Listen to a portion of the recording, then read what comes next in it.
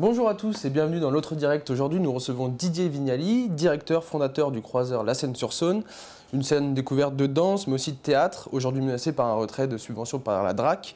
Nous y reviendrons, mais d'abord, présentez-nous votre lieu de création. C'est un lieu qui a démarré en 1997 sous le parrainage de Bakri Jaoui et sous la forme d'un conservatoire d'acteurs, conservatoire populaire plutôt, et qui en 1999 a pris le lieu à Gerland qu'on connaît, le croiseur. Avec dans l'idée de promotionner le spectacle vivant. Et puis à partir de 2005, la DRAC et la ville nous ont demandé d'intégrer le réseau Scène Découverte au titre de la danse, puisque depuis 1997, on avait repris un ancien studio de danse fréquenté par beaucoup de danseurs, ce qui fait qu'en gros ils nous ont demandé d'officialiser ce qui était officieux, quoi. Voilà. D'accord. Donc comme vous dites, à partir de 2005, la DRAC propose avec la ville de Lyon de vous faire scène découverte sur la danse. Aujourd'hui, elle a décidé de vous retirer ses subventions, soit 37 000 € par an pour un total de 110 000 € sur 3 ans. Comment l'avez-vous appris? On l'a appris, je dirais un peu par hasard. C'est-à-dire? Non mais c'est vrai qu'ils ont commencé par nous enlever 5 000 € début juin.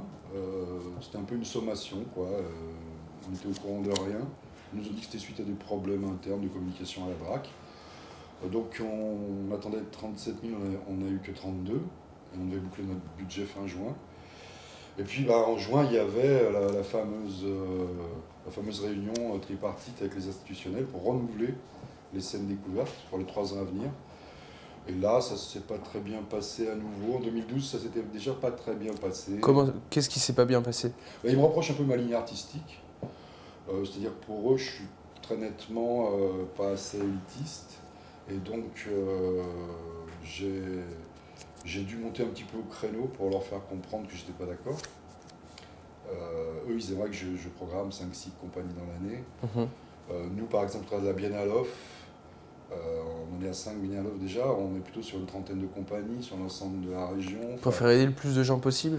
Moi, je suis plutôt dans cette optique-là, partant du principe que le lieu est un lieu tremplin et qui sert aussi à des compagnies, même si elles n'y arrivent pas ensuite, à s'essayer. Donc ça permet aussi un écrémage. Je suis plutôt dans cette optique, eux, pas du tout. D'accord. Et du coup, c'est 37 000 € ou 110 000 € sur 3 ans. Qu'est-ce que ça change concrètement pour le croiseur? Ça change pas mal de choses parce qu'on a déjà pas pu renouveler 2 contrats aidés, ce qui fait que l'équipe de 6 est passée à 4 déjà. On a un 3e contrat aidé en avril sur la communication. Si c'est la même chose, on va se retrouver 3 au lieu de 6. On a des arriérés de loyer.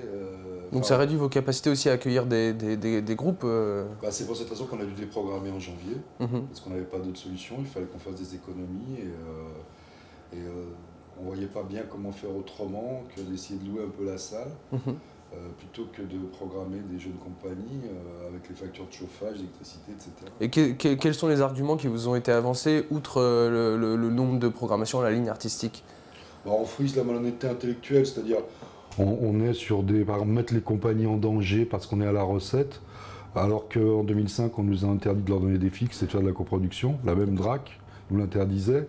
Donc on vous dit une chose et son contraire? Exact, que pas assez de compagnies se professionnalisent après être passées chez nous, ce qui est là aussi très malhonnête parce qu'il y a beaucoup de danseurs qui prennent comme QG, si je puis dire, l'appellation collectif aux compagnies, mais qui dansent par ailleurs, qui montent des solos et qui sont interprètes dans d'autres compagnies.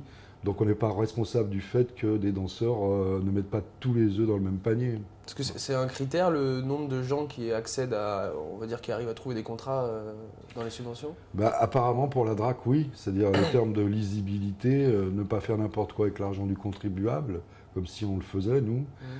Donc à un moment donné, c'est un peu les champions du camembert AOC et du tableau XL, mais sauf que dans ce milieu ça se passe pas du tout comme ça. Nous on est sur de l'initial, sur une première structuration des projets et des tentatives, donc il est bien évident qu'en plus nous ne sommes pas les seuls à faire la détection.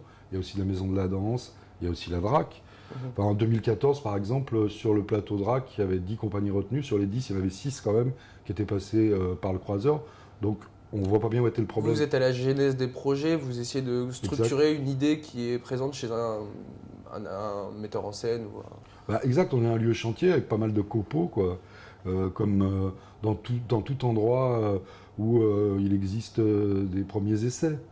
Donc voilà, c'est en gros pour cette raison que la pilule passe assez mal et qu'on comprend assez mal pourquoi on nous a brutalement enlevé 37 000 euros, chose qui ne se fait jamais d'enlever une subvention dans sa totalité. Du coup, maintenant, vous avez essayé de dialoguer avec eux. Il y a quelque chose, il y a un échange qui s'est instauré ou pas du tout? Bah, les ponts sont rompus parce qu'il y a eu quand même un été houleux avec des lettres ouvertes où moi je me suis opposé carrément à cette politique gouvernementale qui vise à détruire les structures privées comme les nôtres, les salles intermédiaires, au détriment de renforcer le contexte institutionnel. Donc c'est nettement pour ça qu'on nous détruit aujourd'hui par la suppression de cette subvention. D'accord. On vous remercie, M. Vignali. On dit au revoir aux téléspectateurs de TLM et nous, on continue tout de suite sur Lyon Capitale. Donc nous sommes toujours ensemble. Aujourd'hui, pour faire face à cette perte de subvention, vous avez lancé une campagne de dons sur Litchi. Qu'attendez-vous de ce projet? On attend de pouvoir assez concrètement remplacer les 37 000 qui nous manquent cette année. Il est évident qu'on a dû réagir très vite en décembre. On savait que ce n'était pas la bonne période parce que c'était Noël, mais on ne pouvait pas trop différer le temps de réaction. C'est pour ça qu'on a pris une plateforme comme Litchi qui permet de s'installer un peu dans la durée, plutôt que des plateformes comme Ulule ou KissKissBankBank qui, au bout de 45 jours, arrêtent tout.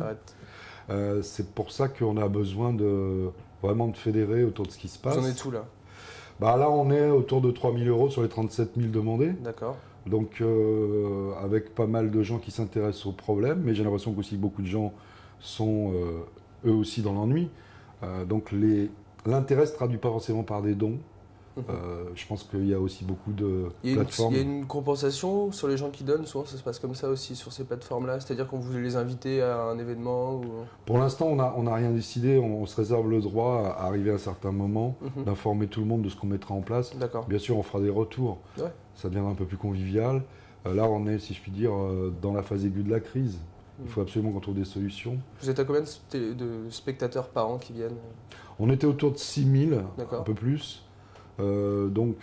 Avec des points d'or qui sont soit la Biennale, soit le festival Fraco, qui est un festival burlesque, clownesque. Il y avait aussi le festival Super Héros. C'est un lieu qui fonctionne assez bien dans un endroit qui n'est pas facile, qui s'appelle Gerland. C'est aussi pour ça qu'en 2005, des gens comme M. Béguin ou M. Van Cotte à la DRAC étaient intéressés par le fait qu'on ait une action sur cet endroit. Ces personnes ne sont plus là à la DRAC aujourd'hui?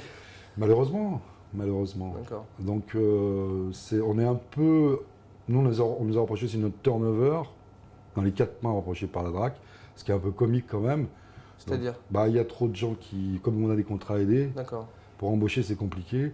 Donc je leur ai demandé de balayer devant leur porte parce qu'en 3 ans, ils en étaient à 3 directeurs et à 3 chargés de mission. Il n'y a pas de cohérence artistique, on va dire, à la DRAC, vous reprochez ça? Il n'y a aucune cohérence, c'est des gens parachutés qui ont des directives, des circulaires. C'est des gens qui viennent du milieu de la culture ou pas forcément? Je pense, ouais, mais si on parle du conseiller danse qu'on a eu sur les années 2012. Lui, il reconnaissait qu'il ne connaissait rien à la danse, qu'il était là par intérim, il s'occupait des musiques actuelles. Donc, aller parler danse avec quelqu'un qui n'y connaît rien, c'est un peu compliqué. Un peu embêtant. Voilà. Aujourd'hui, peut-être que le meilleur moyen de vous soutenir, c'est peut-être de venir vous voir. Quels sont les prochains événements que vous allez organiser? On a maintenu parce qu'on était dans le réseau Balise, le spectacle de la compagnie Dino Ponera, qui est une compagnie strasbourgeoise, avec des anciens élèves. Ils font un beau boulot de fond, un spectacle qui s'appelle la KTS de Lars Noren. Donc ça aussi, ça nous a parlé dans le rapport entre l'individualité et la collectivité. Noren, il a une démarche assez parlante. Donc on s'est dit qu'avec ce type d'événement, on allait essayer aussi de fédérer un peu, de faire des événements par les élèves actuels. Et si vous pouvez faire un pitch justement de ce spectacle, ça serait quoi? Compliqué à résumer Lars Noren. Compliqué, c'est des gens qui essayent de survivre tout le temps. Que ce soit dans catégorie 3-1 ou etc. C'est toujours des problématiques de gens isolés qui veulent s'en sortir en face de l'étiquetage, des catégories dans lesquelles ils ne rentrent pas, en gros. Donc, pour la survie du croiseur, vous êtes confiant ou... Je ne peux pas me prononcer actuellement, c'est très compliqué. D'accord. Je vous remercie, M. Vignali. Merci. Nous, on se dit au revoir et on se retrouve demain pour un nouvel Autre Direct.